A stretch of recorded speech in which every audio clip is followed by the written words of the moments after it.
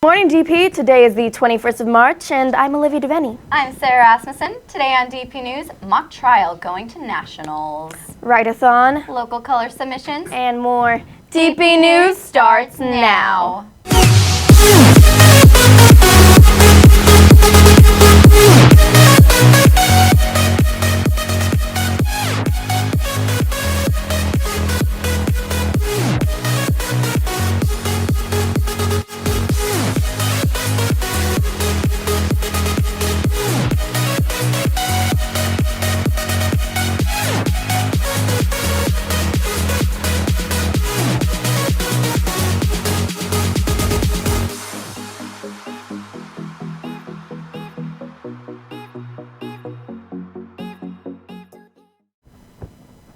First off, let's give a big round of applause to our very own mock trial team who defeated Menlo High School in the final round to take home the California state title. This historic win will allow them to represent the state of California in May for a chance to take the national title in Boise, Idaho. Everyone is invited to meet at the flagpole at lunch today to honor the team. Let's send it over to Anne with a few of these talented students. Good morning, I'm Ann Beerley here with Susanna Sinclair, Nina Downey, Jenny Jang, Jenny Rothman, Cindy Diaz. So Jenny, tell me what happened over the weekend. We found out that we're going to nationals in Boise, Idaho, and we went against 33 of the best teams in California, and we came out first place. Dang, that's impressive. So Jenny, what's the significance of this? Well, we haven't won in 29 years. Last time we won, it was 1987. So just to kind of put that in perspective, we're really excited to just bring home the trophy to DP. And it was a great competition. We were going against great teams. So it was just a great thing to be a part of. Awesome. Cindy, I heard you got an award. Can you tell me a bit about that? Yeah, so I was awarded Best Attorney Witness on defense out of 200 different attorneys. Wow, that's pretty cool, man. So, Nina, tell me, how do you guys feel after all of this? We're all very, very tired. We got in really late last night, but very excited. The next 2 months until nationals are going to be insane. We actually only get to bring 8 people as per the rules, so all 8 people, or most of the 8 people, will have to go prosecution and defense, and it's a whole different case than we've been working with. New rules of evidence. So teachers, if the next 2 months some of us are, I'm not going to say sleeping in class, but very, very tired, just please forgive us. Cool. So, Susanna, any last words about this? This was my first year on mock trial, and I've really just had the best time ever. It was great competition, and we did an amazing job. Sweet. Well, thank you guys for coming in. Congratulations on winning, and good luck on the nationals. I'm really sending it back over to Sarah and Olivia right behind me. Congrats, guys. Now in other news, 3 charges swept the high school architectural design competition in Santa Ynez. Allison Lernan took first place, Rose Hinderbrandt took second place, and Annabelle Vandermeulen came in third. Students spent 7 hours in the gymnasium designing a hypothetical 6,200 square foot children's museum. This was inspired by Moxie, the new children's museum under construction in Santa Barbara. Congratulations again to our winners. Now, let's give a big shout out to all the seniors who braved the grease pole last Friday. The winners will be announced soon, but many groups were successful. Unfortunately, not all of them.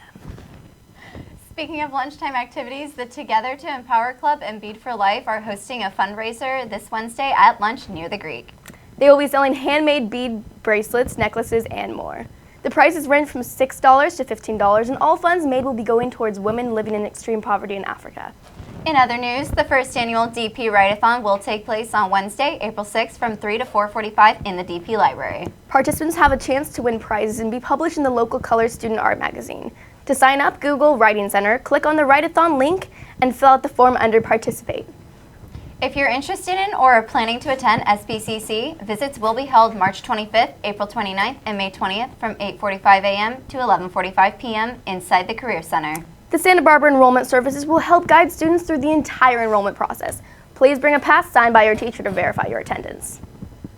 Attention sophomores interested in pursuing the full IB diploma program. Applications need to be completed and returned to either Mr. Moran in H15 or Mr. Sofro in the counseling office by this Friday, March 25th. If you have any questions about the application, please see Mr. Moran or Mr. Sofro. Now, a message for our juniors. If you're interested in joining the leadership class, here's an important message from Mr. Scott Guntag.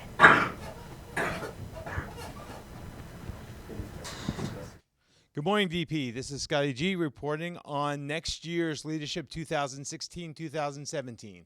Are you interested in running for class office, ASB, or being part of the leadership class? If so, today there is a meeting where you can meet and greet the current class officers, current ASB officers, and the current commissioners in leadership for 2016. If you want to find out more about what their jobs are, come and talk with them today at lunch in P2. This Thursday morning at 7 a.m. sharp in the EPAC, there is a mandatory meeting for any student interested in running for class office for 2016-17, for the leadership class 2016-17, or for an ASB office for 2016-2017. Do not miss this meeting if you are interested in being part of the leadership group for next year's class of 2017. Thank you guys and have a great day. If you have any questions about leadership or class office or ASB, come by P2 any day at lunch and I'd be happy to answer your questions.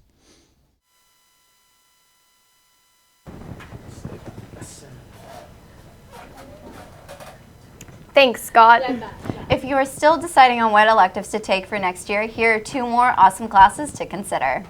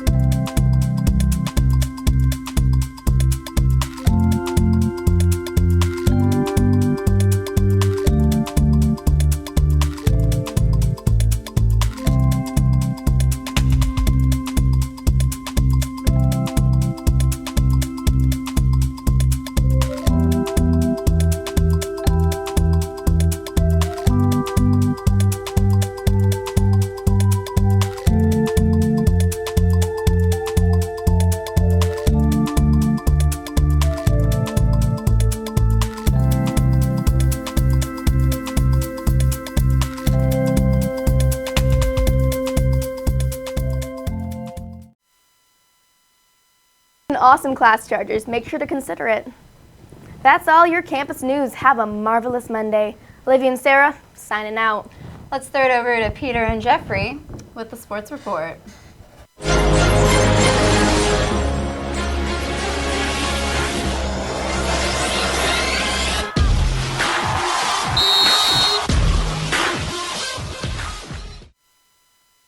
What's up, Chargers? I'm Jeffrey. And I'm Peter here with your sports report.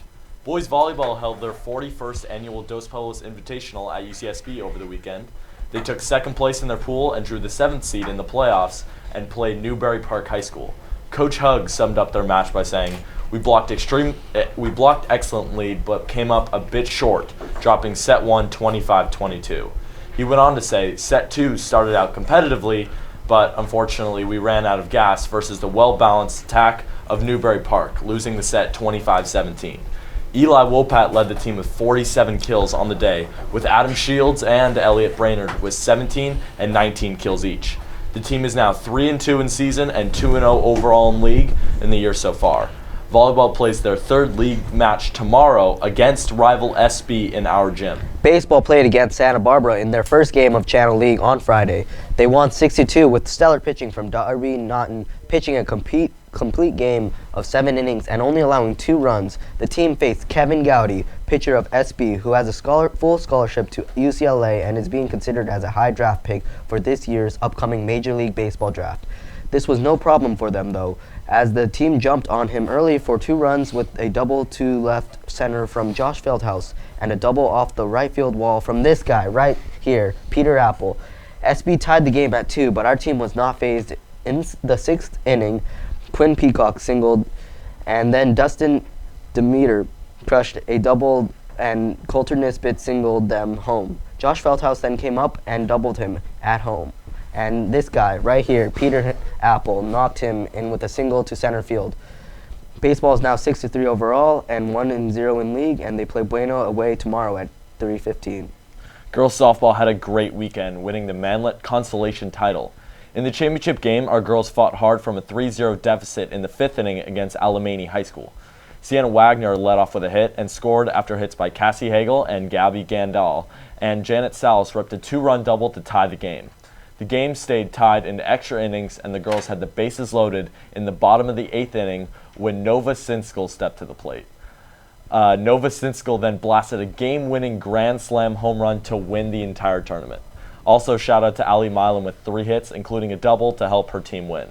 The team is now 7-2 as they start Channel League on Tuesday at home versus Buena High School. Track and field headed over to San Marcos High School on Saturday to compete again at the Royal Classic track meet. We had many outstanding performances. From our girls, we had Kaylee Reardon in the 1600, Christina Rice in the 3200, and Sofia Martinez in both the 100 and 200, all taking first. And from the boys, we had Aiden Jokes in both the 100 and 200, Hunter Clark in the 1600, the 4x100 team of Jack Landis, David Poindexter, DJ Sharp, and Aiden Jokes, DJ Sharp in the long jump, and Spencer Kemmerer in the high jump, all taking first in their events. Kemmerer in the high jump qualified for the Arcadia Invitational with a height of 6'3". Now over to Nandini with your current events.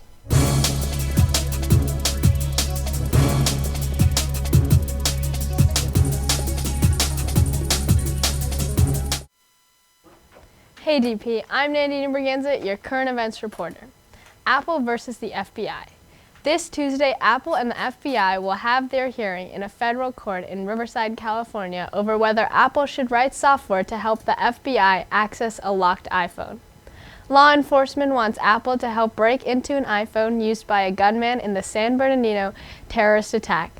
However, Apple feels they are protected by the First Amendment because code is a form of freedom of speech, and making someone write code, in this case writing code to bypass the password, violates the First Amendment.